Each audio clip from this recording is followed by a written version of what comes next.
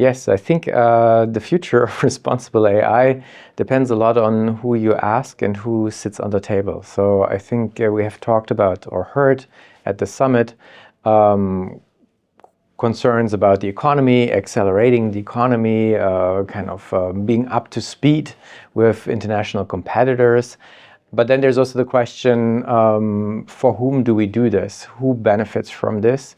And who can use some support? So I think so responsible AI futures means also to kind of be aware of who has not been heard so far, whose land is used by data centers, whose water is used by data centers, whose mines are mined or whose minerals are mined, and to make this part of a more ethically responsible conversation, I think would be very, very important, especially from a Canadian perspective, where you can pride yourself with making things slightly different and maybe sometimes even being a bit slower or behind, but this could be also an advantage, I think. So I think, from my point of view, these would be big points to haul in from a Canadian perspective.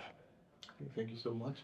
And the last question is, what would be your response to the Ottawa Responsible AI Summit and your reaction to the event that we're having today? Yeah, thanks. I have to admit I was a bit nervous. I was also wondering what can I actually say about this, neither being like a philosophy of ethics or AI ethics specialist, but having thought a lot about the role of media and technology in relation to society and in relation to the humans and more than humans actually, so infrastructures.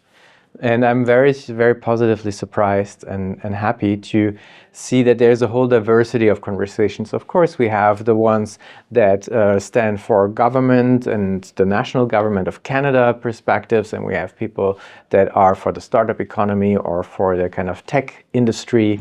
But then we have also people, and this is what I really appreciated about the panel I was part of, that people were talking from practice about concerns that I have as a philosopher too. And I had the feeling they were understanding what I was saying. And for people who are in the ivory tower, this is a wonderful way of being in dialogue. And that creates a certain kind of feeling that it makes sense of what we're doing and that you're not alone and that you can converse across sectors and across different disciplines and across different perspectives.